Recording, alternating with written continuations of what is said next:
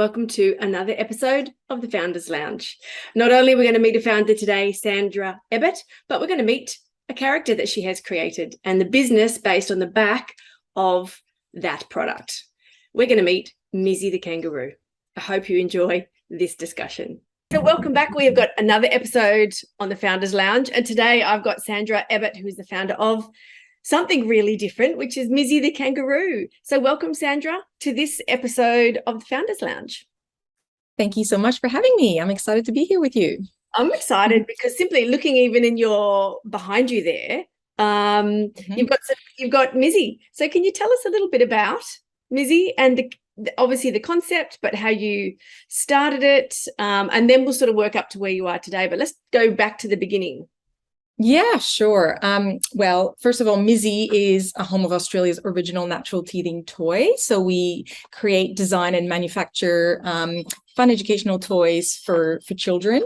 Every single one of our toys are purposeful, starting with our 100% natural rubber teething toy. And then we go into books, interactive books and puzzles. So everything to take babies on a fun learning journey from birth, pretty much from that emotional stage of teething all the way through to the toddler years, 3 to 4 years old. So I clearly started this through my own parenting experience. Often you're in a place in life where you go, hang on a minute, I think I could do this. So what stage was that? Were you working somewhere else? Did you have a career in another industry? Yes. So my background is corporate. I worked with some of the world's largest global corporations in their marketing team. So at the head office of BMW over in Germany, I was part of the marketing team that launched the new Mini, as we used to call it. But that was nearly 20 years ago. So that was a little while back. But I was part of that launch team when we launched it basically globally. And then I was the marketing manager for Pepsi over in the UK and Ireland. And then the European marketing manager for Reebok. So obviously very big brands, very, very corporate, but very innovative. And I was basically sponsored to come here. So I'm originally from Canada, but lived and worked in the corporate world for over 10 years over in Europe. And then I came here together with BMW, and then I had my own marketing agency for a little bit because people kept coming to me for advice on what I had done. Yeah. Exactly. And so I actually thought at that time that was probably going to be, my next phase in my next career. And then I had my first child. And as many first-time moms at the time, our world kind of spun upside down. And that's when I just saw a different world of opportunity, but also thoughts going through my head of going, if I'm going through this, so many other women are going through this as well. And I think I can really help a lot of women in that stage in their lives because I'm not alone. I 100% agree. I think I would have launched at least 5 different businesses in my head whilst I had my first son, which was 15 years ago. And it was more so because obviously when they're very tiny, there's so much sitting down, waiting, feeding. And I used to remember sitting in the feeding rooms in shopping centres and thinking, I could be learning things when I'm sitting here. I wish on the back of the doors there was some sort of screen. I mean, now, because mind you, the smartphones weren't as they are today. So in terms of watching content in all those hours, it was quite a wasted time. But I imagine insightful though. Totally. This is absolutely where Mizzie came from. Sorry, say that again. This is obviously where Mizzie came from and how Mizzie came about. Exactly right. And look, my first child, Bella, she was a terrible teether. So, you get handed a baby at hospital, there's already a huge learning curve, and then you think you've got it all under control. And then she was, a terrible teether.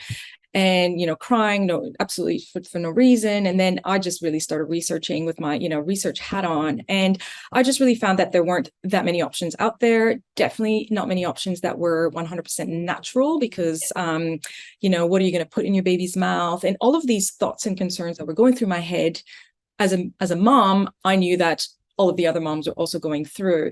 And and basically I also then in that time thought that there was nothing that really helped parents make the right choice at that time. It was really overwhelming. There was so many things out there. So I wanted to be able to empower parents to make the right decisions in their purchase decisions.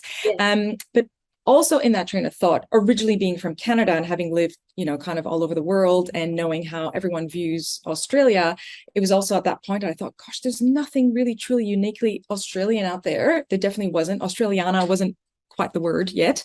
It is now. No. So exactly. Now it's the new trend, but we started, 6 years ago.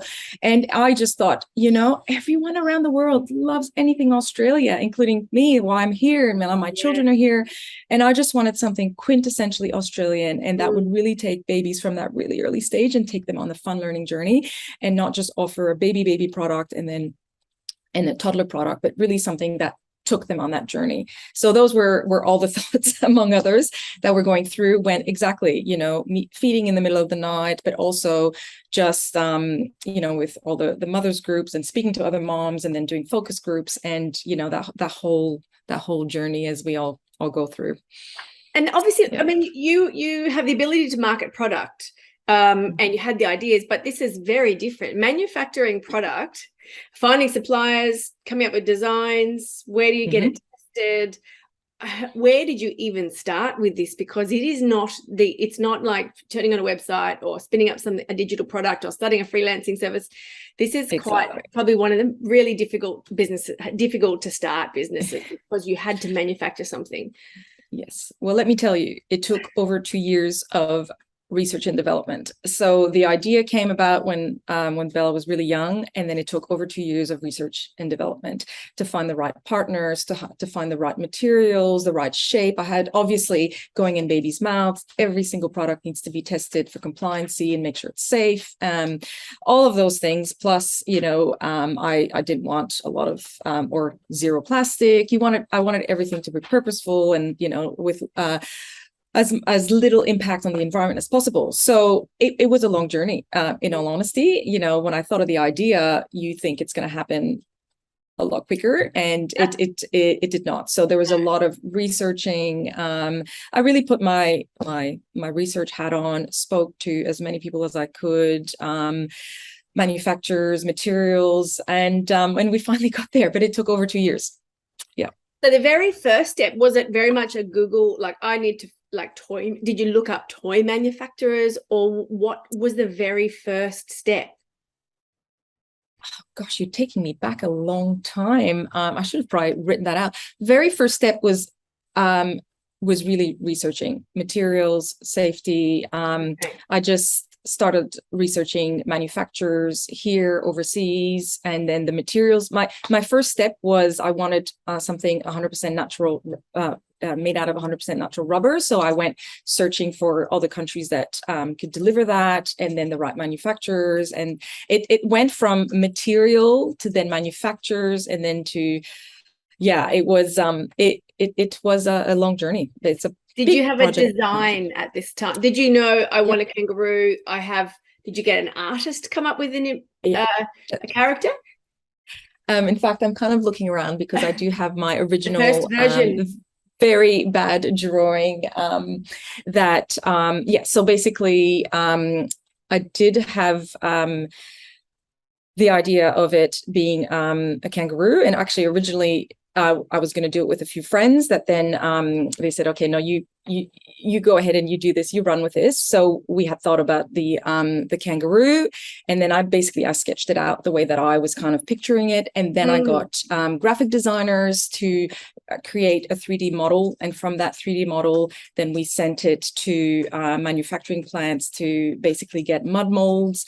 And from those mud molds, then we had to check if the sizing was right for, choking hazards, etc. And then sample stages. It was backwards and forwards for a long time. But yes, so the original thoughts and ideas, it was, me sketching it. I always do a bit of a bad sketch, and then I get people who are experts at that to model it and make it look pretty.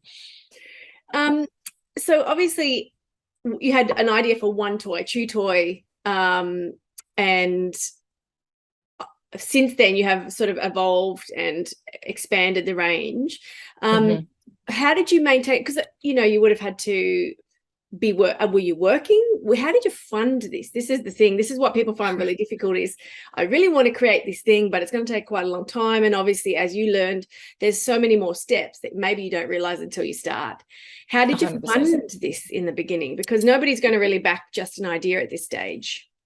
Definitely not. No, the investment journey was, probably a year or two after having launched. It was really, I was working. Yeah. So I was consulting for marketing, and I was doing this On the as a side. side hustle on the side. And then it got, more and more and more. And even when I launched it, I was still working. And then I had to announce it. Oh, well, this is my next thing. And then I would still pick up a few other jobs for a while. And yeah, so basically I had to keep working. And even when you were thinking about launching your product, did you always have a vision for a broad range of products, or were you going to just be creating the one chew toy?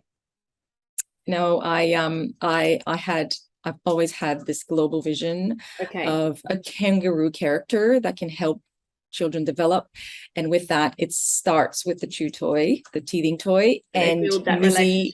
Exactly, to build that connection, that emotional connection, so that they can, really be soothed by Mizzie, and Mizzie is the one that takes them on this learning journey. So I knew there had to be, from the beginning, I didn't necessarily know which products, but from the beginning, I wanted it to be Mizzie will take them on a learning journey, and therefore we're going to create products that tick all those boxes. So the next one after that the next one was another soothing product, which is a little teething, a cool pack that has the shape of Mizzie, Mizzie's head. So for bumps and bruises, when they fall over, it's a bit of a distraction. So that's more of a soothing product, as well as it helps them learn to self-soothe and distract, etc. But then from there we have touch and feel book. So every book is not just a book, it's either an interactive touch and feel book or a singing book, which is actually sung by Brisbane children, and part of the proceeds go back to Eagle Junction State School that sang in it. But the idea is always to make everything a little bit more fun, because those first 1,000 days in a baby's life really create that foundation for their future learning journey. Yes. And they learn a lot better while they're having fun. So if they're playing, if they're, reading, singing, they're actually learning. So every one of our products makes them have fun. So it's a toy, but that has a purpose to help them learn. So even our music boxes is one here. It's like a classic Jack in the Box, but it helps them with those fine motor skills, and at the same time it teaches them about cause and effect, curiosity. The book, also hearing other children sing, encourages them to sing along, and it makes them feel in that nice safe environment, and it immerses them into the books from an early age, so igniting that love of reading from early on. So every single product, even our flashcards aren't just memory match cards, they have different levels, and then there's also flashcards that have A for Australia, B for ball. So there's always lots of different levels of learning to be had, and also so that within their game and toy they have that sense of achievement that gets into the next level. Yeah, so there's always been a global vision, basically, to have Mizzie as this global kangaroo character that can help children all over the world learn. And then so therefore the products that we develop through that and through time have to tick those boxes. And is Mizzie achieving that goal? Yes, so we are officially a global brand. So we export to the UK and to Canada at the moment, and we are talking to other markets as well. So for that, basically, we've almost replicated what we had here, and we've set up warehouses in those countries because the nature of our business, and especially when people are ordering online, they expect the products to be there, within a day or two, a couple of days. So we basically have 3PL warehouses in the UK and Canada, soon in Europe, and we've even won quite a few awards in the UK.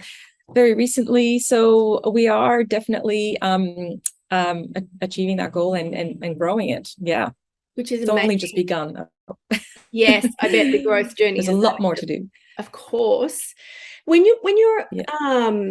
sort of looking to raise capital or think about, is this going to be a viable business? So it's a nice to have idea that you had a vision for it, you knew what you wanted to achieve, but to actually look at it and go, is this business going to work? How much money could we make?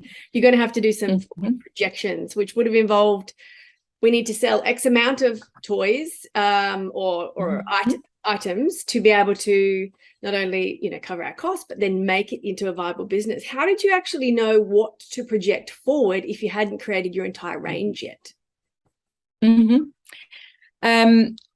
Spreadsheets. And so did you get help I have doing this part? Not at that, no, not early on. Now, yes, I have wonderful advisors, but early on, no. So my background is finance as well as marketing, so I'm very lucky that I understand numbers, and I think it really has helped me in business. And basically what I did is, it was actually off of the back of I had launched it and things were starting to go really well, and there was a government grant that popped up, that appeared, that I didn't get, but I did a lot of work to actually, you know, put all the things in place, and it was a really good exercise. The thing about grant applications, isn't it? It does force you to look at your business in a way that is more around the forward planning, projection side. 100%, because whenever I had previously consulted and helped businesses, it's always like, you need to have your plan. Yeah, I mean, I did have a business plan, and I had, you know, some projections, but early on, it's really based on, this is what I think. So probably a couple of years in, then when I found out about this grant, I really went back through my numbers, and I went, okay, so if we've achieved this in Australia, in, you know, year 1, year 2, and if this is the population of Australia, and we know that we have this, we've achieved this type of growth over the last few years. If I map that out to the UK, where I know there is demand because people are already purchasing online via our Australian website. So before we started, I know there's a demand, and we get great PR coverage over there, etc. I basically extrapolated it to the different countries and the different birth rates. Oh yeah. Birth rates. Okay. Yeah. So basically, to put it in perspective, there are 300,000 births here every year in Australia, approximately. Right. There are 5 million births in Europe every year. So you just go, why would I be focusing on 300,000 when I can go for 5 million? And that's Europe, and then 4.5 million births every year in US and Canada. So by replicating, you know, once you have a product, that is a lot of babies. That's a lot of babies. Yes. And basically, when you look at the map that way, Australia is very, very tiny, and we already know our products work well in those countries. They're well accepted, they're well regarded. All of our testing and compliance, because I had that global vision, is all compliant to all toy safety standards around the globe. I thought, I don't want to test them and then in a few years' time have to change the products if it's not compliant in the US. So it's all compliant from day dot, even though we're not even in the US yet. It's compliant to get it done all at the same time, right? All at the same time. When you've got that expensive? Yes, it's not cheap. Going through the compliance, yeah, I can imagine. Yes. So and that process, the very first one was a very, very long, tedious one, and now I've gotten to really understand what is needed, what is safe, what isn't. So, you know, looking at products, I kind of look at them in a different way, whereas even before, you know, my original sample was a lot smaller, and you know, all of these things that then I realized, oh, well, that actually be a choking hazard. It needs to be a certain size and shape, and you know. So now you get to learn that. But that original one, I was reading the documents. You know, people did think I was crazy, but I think you, as a founder, if you want to do this, you have to understand it and not just put it yourself at the mercy. But also not rely solely on external input or opinion, because you are the CEO. You're solely responsible for this. Exactly. It always falls down to me, you know, no matter how, you know, how well everything is going and the team and everything, it always, you know, it's your responsibility. So I guess as a founder, you have to learn a lot, things that I never thought I would be learning, manufacturing processes, even, I don't know, technology, compliancy, legal, Shipping, logistics. taxes, logistics, shipping, all these shipping terms, like all these things. E-commerce. But I bet you that site you launched with to sell is not the level of e-commerce that you've got now, right? oh goodness, no. Because So even the products that are available now for e-commerce products, for e-commerce businesses, are so far beyond what we had access to not only 5 years ago but 10 years ago. So I'm sure Shopify didn't exist. Well, No. it probably did exist, but it wasn't a thing back No. then, because as we all know, there's no overnight success. So it probably did exist, but we just didn't know about it. Our first website was on WordPress. It looked Yes. like a magazine. It was, but also my strategy was slightly different back then. I just wanted to be on as many shelves as possible. So that was my strategy, was to be wholesaling, be on every single shop in Australia, every single shop in the UK. And did that involve you physically going and selling your products to stores and hoping just to get product on shelves? Yeah, the first one of the first things I did is I flew down to Melbourne and then Sydney, and I had a list, and I went to every single good like baby shop and literally said hi. I had emailed them, called them, and I'm saying, I'm going to be in Melbourne or Sydney, and I'd like to present to you this product. And they're pretty open, these baby shops, and almost every single one I went to, they said, this looks great, we'll take it on. And then I thought, okay, well, there's definitely something here. And then I went to a trade fair, and that's when, from the first trade fair, we got 40 new stockists, and then we have over 400 stockists here in Australia now, including like Myer, Kid Stuff, soon some big pharmacy chain as well. So yes. Obviously, there's a process to sell into Myer, big pharmacy chains. What is the biggest thing that they're looking for? Are they looking for return, or are they looking for marketability, like market relevance? What do they look for? The big guys. Yeah, the big guys. It's a mixture of a lot of things. Obviously, a good product, marketability. How quickly it will sell through. Their margins. They're very focused on the margins that they can have. And it takes a lot longer to get into those bigger ones. Then their distribution power is greater, right? Absolutely. So you look at Myer, and they have what's their recent number? 82 stores or something, I think. Yep. And Kid Stuff, 65 beautiful toy shops, some of the pharmacies, over 500 outlets. So it's not to say that when they take you on, they'll put you absolutely everywhere. They usually start with a little bit, see how it goes, and then increase that. But that was our original model, and that's why originally my website was more of a magazine. And back then, even just 5 years ago, it was very, very different how people shopped. And then I started thinking, as a marketeer, every time someone would go onto my website, they would say, oh, hi, I've been on your website. I go, oh, no, please don't judge me on my website. I know. Yeah. The feeling. And that's when I went, I need to change this. Yeah. I need to change this, and I need to have a good website that also, if I'm going to go, and try to raise capital, it needs to look more professional, and so everything had its I guess a place in its time. Our original website was perfect. You got it up, you launched, and this is what most people say: if you're not embarrassed about your first version, first, second, third, fourth, then you're not. Then obviously you're not trying hard enough. So I think exactly following the process of just launch, get it out, get it live, you did that. And would you agree that that's what created the momentum? If you had have waited for this perfection or perfect moment, beautiful website, when I spent all the money on it early, that would have been taken funds away from something that you really needed. 100%. Yeah, 100%. I kind of weighed it up, and back then the strategy was wholesale. So for wholesale, what do I really need? I need for people to be able to, go on the website and think, okay, it's a legitimate business, and people can buy online. Exactly. Exactly. And so absolutely. And what really started propelling the business early on were the wholesalers, the retailers coming on board, and those trade fairs. And the landscape has really changed, though, in the last 5 years. Absolutely. But back then, that was the moment, that was the time, and yeah, And you did it. fortunately You got it early on. out, you launched, and Yeah. then you sort of looked at growth strategy. So can you run us through what that looked like for you, knowing, okay, was the first thought, I need to raise capital so I can produce more product? Or what was the first steps to thinking I need to scale here?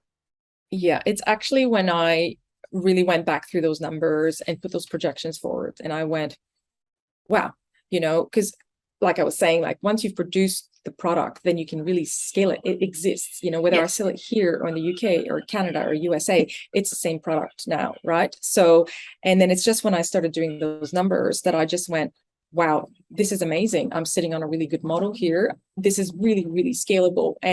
But for me to do that, I need more help. I need more people. I need more of a team. And every time, to get economies of scale, if I want to produce a lot more to ship some to the other countries, sure, the price per unit comes down, but it's also a big check you've got to put down, and then the shipping costs and everything. So it was a mixture of all of that. Okay, All of it. I mean, to grow, you need, you've got to spend some money to make money, and that's when I just really did the maths and realized, okay, let's hope I get this grant. I didn't, and then I went, I've got to get the money anyway.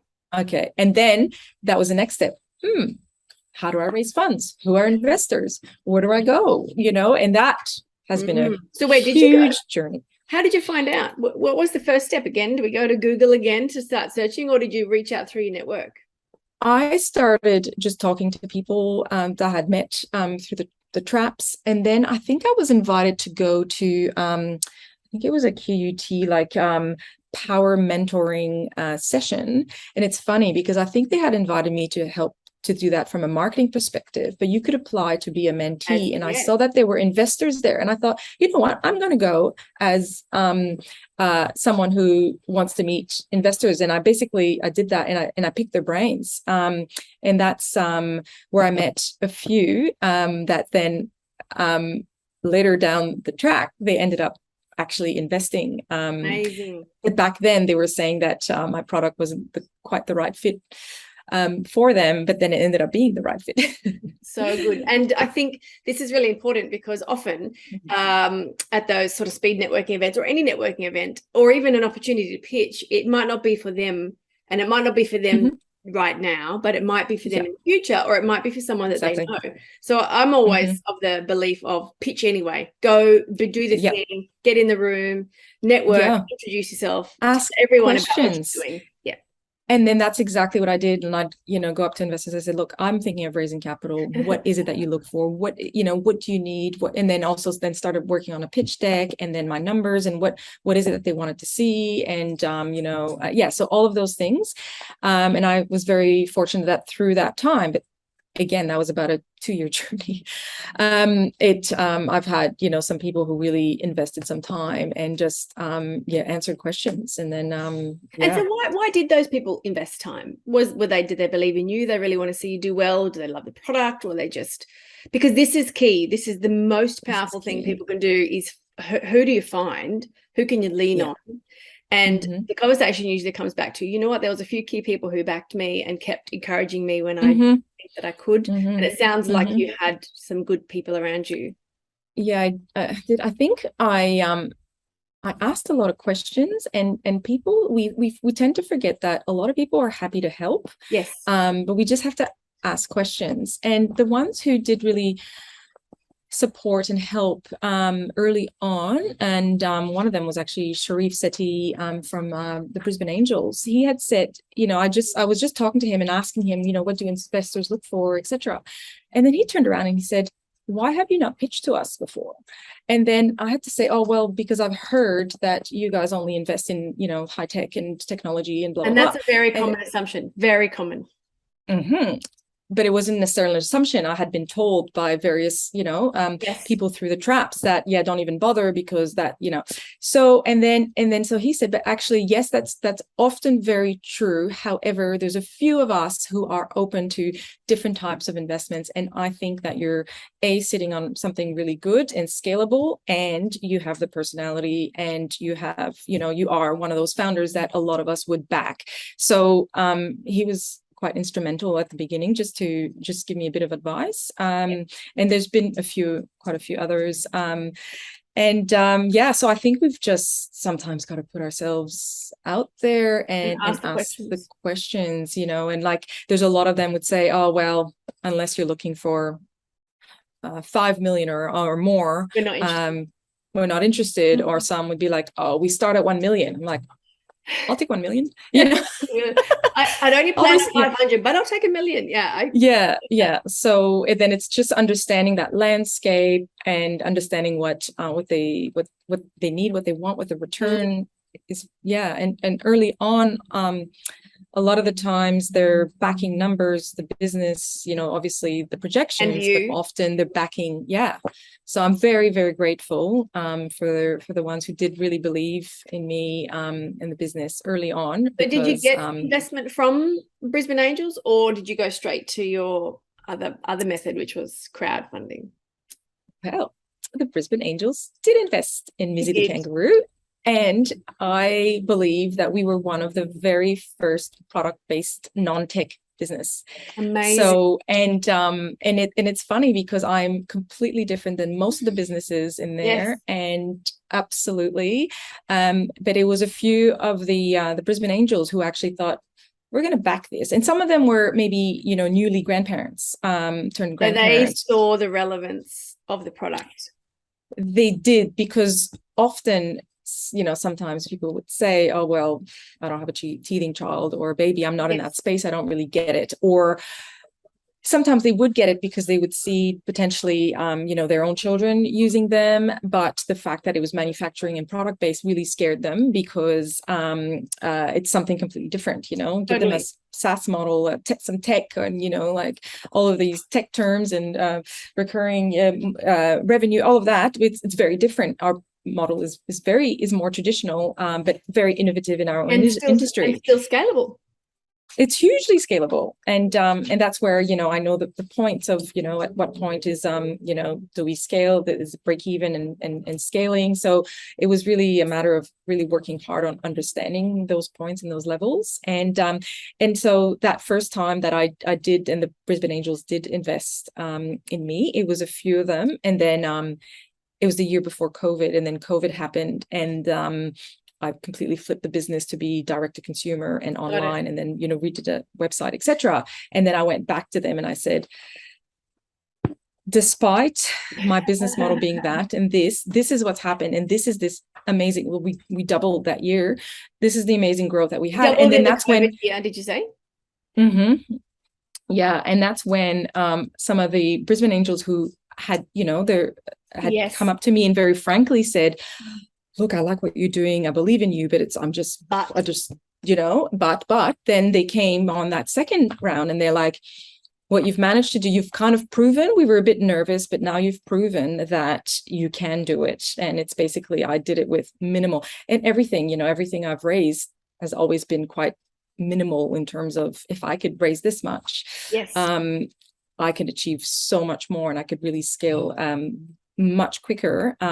But so every time I've just had a little bit, but then it's like, okay, bam, I'll prove that, look, with this little amount, this is what we've achieved. Wow, okay, let's put a little bit more. That's a very female founder perspective, is not asking for more than you need, that you can envisage that you need right now. We're like, we'll get this money, we'll prove that we did what we said we were going to do, and then we'll go back and ask for more, which is quite different to the traditional other founders who are like, I'm going to ask for all this, and then hopefully we execute on our plan. And now, you know, obviously that's generalizing a lot, but it is proven in the data that is a consistent way that females raise capital in businesses, is asking just enough that you feel you need to go and prove that you can do what you say you're doing, then go back and ask for more. So how do you think about that now? Would you still ask for just the amount you need, or are you getting better at asking for more so you can go for longer?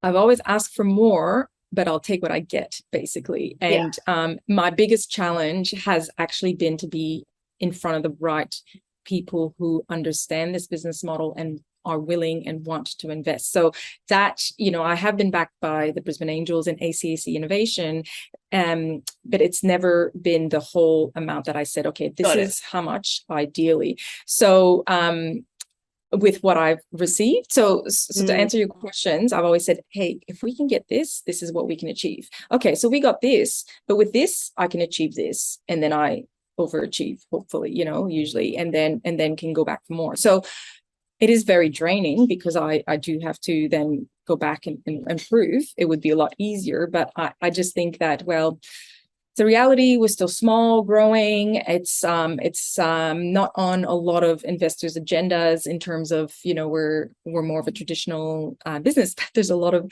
traditional type businesses that are hugely scalable and have been very, very successful. Yeah. And look at all the big toy companies. Absolutely. But congratulations to have done this, and back to yourself. Obviously you believed in the product, you had the vision, you kept asking, then continuing to prove yourself. Meanwhile, you started when you had your first child, and you've continued to parent during this time, grow a business. How do you manage that? Because I'm sure there's days when you want, you know what, Mizzie, I love you, but I don't think that we are in this for long term. Did you ever have the thought that you need to do away with Mizzie and focus on life because it got too hard, or were you always committed? Look, I never give up. It's my personality type. I believe in it, and I'm not going to give up. And now I'm like way too far in, and I'm going to make this happen. But it's not to say that there are days that I go, oh, yes, there's a lot harder than you imagine it. But then you've got like some roadblocks. You feel like you step backwards, but then you get these amazing wins, and then it propels you forward. So look, I also had a miracle baby in between. So I have 2 children now. Amazing. And one that was basically born about the year I launched, or right after I launched. Wow. You had you had 2 babies in 1 year. Yeah, well, yes, exactly right. I know you already had one, but I'm talking about another one at the same time. Yeah, because people often ask me how many children. I'm like, well, 3. Physical, or yes, I definitely have 3, but 2 little humans that I absolutely love. The love affair is very different. Tell me though, did your kids love Mizzie? Absolutely. So by the time I launched Mizzie, my daughter was 2. So she unfortunately, couldn't really use the teething toy anymore. But then she's used, the puzzles and memory match cards, everything else. And then I literally then was pregnant and had a baby whilst I had already launched the business. And also, by the way, all of those realizations of scaling, etc., that was about a year after I had my son. So you need to also be in the right headspace. So I launched, and it's draining. It takes a lot of your time and energy, and you need to be really focused and take that time to do all of that. So that probably happened once he was 1 or 18 months. Yeah. So really the last 3 to 4 years have been really ones I've been really focusing on the growth and realizing, oh wow, let me keep doing this. So yes. So my son definitely has used every single product, and often, How old every single product. How old are they? So 5. So he goes 5 and 10. And Mizzie. Yeah. So is the product 10 years old then, from conception to now? Oh, the idea came when she was born. Then I actually started working on it. Almost. So I'd say the idea 9 years, let's say, and but then it was over 2 years of research and development, and So it's, geez, yeah.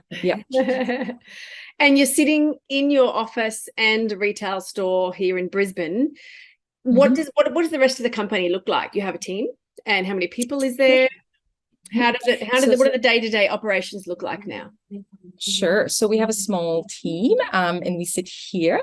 We have a small flagship store in Ascot in Brisbane, Racecourse Road, which means that customers can come in and obviously purchase products directly, but also it's a way that we can showcase our products and hear feedback from customers directly, which is actually really good, because online it's a transaction, and even though you speak to them via email marketing, etc., and you can ask for reviews, it's not the same as seeing them touch and hold and feel the products, right? The reaction and going, I love it. It's actually every time it makes me happy. So it's really important to stay close to that and hear what they're hearing and see their enthusiasm. And then so here we've got marketing. So we do in-house marketing and also operations and logistics. And we have a warehouse in Hendra, so not far away. So some of our online orders we do directly from here. And then the rest of our wholesale orders are all done from our warehouse in Hendra. And then we have lots of contractors that we work with on different levels, obviously advisors, contractors, PR. I have a small team in the UK. So again, a warehouse and then a head of operations over there. And then again, replicated for Canada. So we're small and lean. It's small and lean, but it's also not. I mean, it's small and lean, but it's also big. Like you're doing really, really big things, and running remote teams is a challenge. You've got product in market, you're continuously manufacturing, you're managing the online, you've got in-house marketing. This is a really big deal in terms of you are, one person who had an idea 10 years ago, followed it through with passion, raised your own capital. Do you look back on that journey and, think I'm proud of where I've come, or do you just keep going and look to the next thing like most entrepreneurs, look for the next target? Yeah, look, I'm always looking forward, and it's like the next step. But I think we all, as founders, have to take a step back sometimes and go, and also listen. Like what you've just said. I went, oh, that's really nice to hear. Thank you. Because it is. Because it's amazing. What you've achieved is amazing. And when I first heard the story through our mutual contact who introduced us, and then we kept bumping into each other. Yeah. And I didn't know the scale of the product, and having even been in the sector, and I am a parent, I do now. Now I've seen the product. I've got a picture up on my screen here, which is you holding the Sing with Mizzie book, and of course one of the toys. And I've seen the book, and I think I've probably seen the toy, but I would not have imagined that it was founded here and it's local. And for me, that is the reason why I would buy. I don't know why there's a natural aversion to just sort of any old product. So for me, the personal story, your personal story is everything to me, because I do believe that influences buyer behavior. And also just that Australian story for me is I want to support people who have backed themselves, but also products that are truly ethical. So congratulations on that. Thank you. My big question is does Mizzie have any friends? Is there any other parts coming in, any other members of the Mizzie family, the Australian animal family, that might join the brand suite? I get asked that. Look, we have two little characters that Mizzie likes to help, Bellaboo and Baby Hugo, obviously modeled against my own family. Mizzie is definitely our hero. We have we're working on a few things. There's a few things in the pipeline, but Mizzie will always remain the hero, because hero for us, but really the parents are the heroes. Mizzie is there to really help them on this journey. So any other little friend will be almost a companion potentially, but Mizzie will be the one to be that carer that's quintessentially, from the natural environment, that is helping and empowering parents make the right choices and take them children on a fun learning journey. So that is always going to be Mizzie as the hero character. But we do have quite a few ideas that are very, very exciting and that are in the pipeline. And being born and bred here in Brisbane, with a lot of very fun activities happening in the next few years. We definitely want to be involved and help, globally people understand what Queensland is all about, and also the upcoming, Olympics. I was just going to say, I'm seeing some. When we had the Commonwealth Games here, we had the big giant boxing kangaroo mascot. I do see opportunity there for 100% to put obviously not just Queensland but Australia on the global map. Now we already are. Exactly. However, we also have some really amazing creative studios here, and of course Bluey Yes. Brisbane is the home of Bluey, where the creators are, which is now being taken in a global stage show. And then, of course, we have the program. Do you have bigger plans for Mizzie in that essence? Definitely. Yeah, I bet. 100%, of course. Yes, and that's I love that. 100%, of course. Of course, I have global plans to have this. Of course, I love it. I love your absolute 100% execution and ability to back yourself, and certainty that it's going to be much bigger than it currently is. Yes, it definitely will, and it's also trying to marry up, what we stand for, what we do, and what we can help, and the opportunities out there. And there are so many opportunities, and I'm actually very excited about the next few years because, Mizzie is really going to help people not only, put Australia and Queensland on the map, on the global map, but really help children learn through Mizzie. One other in question, which I don't know if you get asked often, but in terms of the Indigenous, do you have any Indigenous tie-in or cultural references? Obviously, being Australian icon animal that we have, and do you have any? I haven't looked at the products enough to see. It could be something obvious that I've missed, but do you have any Indigenous references, relationships? Not currently, but we are. That's also in our, in our planning, in our thoughts.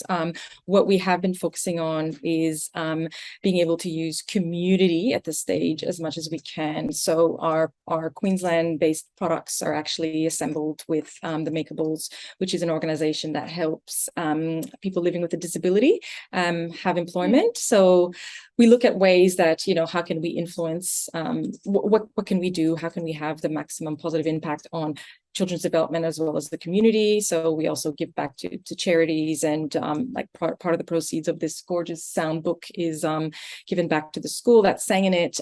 So obviously the Indigenous community is something that is definitely on our radar, and we're just, we want to, when it happens, it needs to happen in the authentic way. So it's a matter of we're not just going to plonk something of absolutely reason why. So it needs to really, so I guess watch the space. And how can we, so what are you looking for right now? Is there any way we can help? Is there any requests for the community, for connections, for anything? Is there anything that, like, what are you focusing on right now? Is there any roadblocks? So you're asking a founder.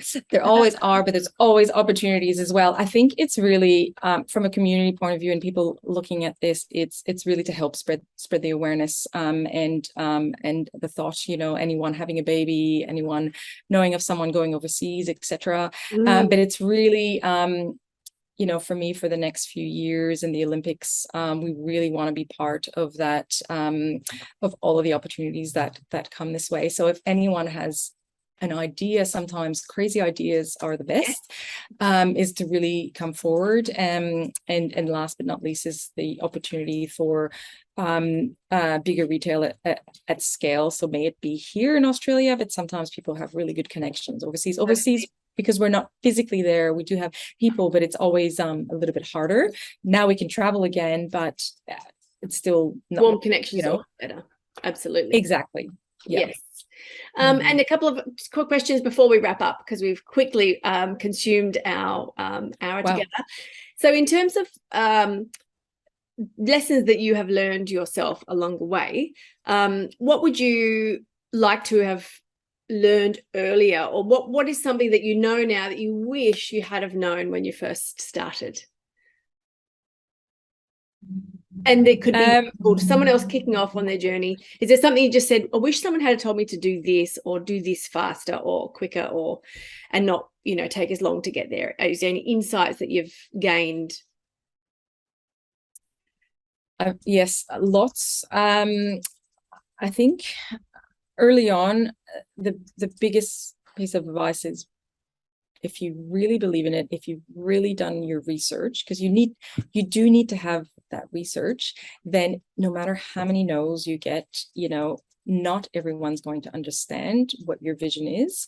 So it's just to not let those no's push you down. I guess it didn't make it go slower for me, but I think one thing that I would say is get across your numbers early on and your potential, because I probably only figured out our potential a couple of years in. When you did And that grant application. yeah. I knew there was a big potential, but I guess at the beginning it's hard to tell, because you do launch and you're kind of like, well, let's give this a go. But then as soon as you are really confident with it and you've done enough research, then back those numbers, understand that, and at which point, you know, like you have your growth, and try to find out earlier if it is scalable or not. Yeah. To try and see, well, if it is scalable, how much money will I need? Do I need to have backing? And then, because those are the long journeys, you know. Yes. You can launch a product, start selling it tomorrow, but if you're looking for capital, if you're looking for connections, those are the things that take a long time. Yes, they do. Absolutely. Mm-hmm. Great advice. What you obviously meet a lot of other founders, a lot of female founders. What is the common thing that you see people getting wrong in the early stage that you wish, because it's consistent, you would see as much people as I would do out and about? What do you see as the number one thing that a lot of early stage founders are getting wrong? Sometimes it's getting too much. It can be both ways, either not backing yourself enough and not having that confidence that I've seen. That's like, wow, you're sitting on something really good. Just go for it. Just do it. Just keep going. Or even spending too much in all this marketing that you do need, but it's really hard to navigate the agency scene early on, because you've got the really good agencies that you want to work with, but you can't afford that 30 grand. So we're talking marketing agencies. So for example, when you launch, I'd say probably go little, but really do your research and use get other founders to give you some advice or connections, because, you know, until you find the right mix, you might have a lot of wasted time and energy and potentially money with some agencies. Yeah, I agree. Marketing is everything, and look, you can do it yourself, absolutely. And if you have some awareness, by all means, do that. And one other thing that's not business related, it's more personal related to you, is and it's around travel. Now, being that you are Canadian, you've ended up here. What is your number one favorite place in the world that you've been to? And then also the number one place in the world that you want to go to that you haven't been to yet? Oh, okay. I love Lisbon in Portugal. Lisbon, amazing. I've not been to Portugal. It is such a wonderful country. So I'm born and bred in Canada, but have some Portuguese heritage. And I have family who have retired there. So I've recently been there, and it is just a little jewel. It's absolutely beautiful. The food and everything. Yes. Absolutely love it. Ooh, a place I'd love to go to. Gosh, I have traveled so much, and I love discovering new places. Probably, something that feels so far away now, somewhere in the Caribbean, you know. Yes. Sipping pina coladas. Pina coladas on the beach somewhere. To me, it sounds really divine right now. Yeah, I bet. Yep. Well, let's hope you get there. Sandra, thank you so much for our discussion. We could keep on talking. We didn't even touch on so many of the topics, but if people did want to follow up with you, connect with you, what is the best way to do that? Do you have a preferred social channel that you're more active on, or would you prefer them come through the website, or how would people want to? So first of all, other founders who might want to reach out to you, is LinkedIn the best? Yeah. LinkedIn, Sandra Ebbott, Sandra the Jesus Ebbott. They can reach out there, and then of course we've got our website and Instagram at Mizzie The Kangaroo, and our Facebook. For business inquiries, exactly. We can always be reached there, but if you want to reach me personally, that's probably the easiest, just via LinkedIn. Sure. Amazing. Happy to help. so much. I have enjoyed this, and I hope everyone else I have does as as well. Thank you.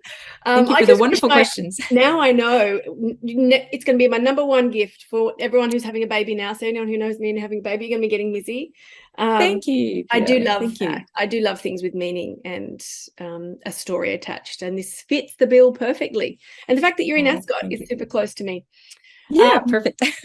Thank you so much, and I hope you enjoy the rest of your journey, and please keep us posted on what you do next. We can't wait to find out. 100%. Thank you so much for having me. I've really enjoyed this. Thank you. Awesome. Thank you. So there you have it, a discussion around what it takes to actually build a physical product. We talk so much around launching more technical products, websites, services, businesses that can usually be a little easier to launch, not from effort, but more so to getting product into market. And as you heard after our discussion with Sandra, when you're looking to produce a physical product that needs to go into market, be produced, be manufactured, meet a certain level of, to meet all the safety standards, especially when it's to do with children's products, there are so many more steps. And even getting a product to market for a trial that takes 2 years, it does take a lot of passion, determination, and grit to be able to stay the course, to maintain enough energy and momentum to keep that going, and enough desire to see a product through to fruition, to want to get to the end. And as you heard with Sandra, she's nowhere near the end. She's only just beginning, and even with the beginning of the journey with Mizzie the Kangaroo. I can't wait to see what she does next. And I really do hope she gets to be part of somehow introducing that character into the theming or the branding with our 2032 Olympics that are going to be based here in Brisbane. Thank you again for joining us on this episode. I do hope that you enjoyed the discussion. You learned something. If you did, please do leave some comments or share it around, share it through your social networks, connect with Sandra, follow Mizzie and the journey of Mizzie and her friends, and please do leave us some reviews. We really do appreciate it.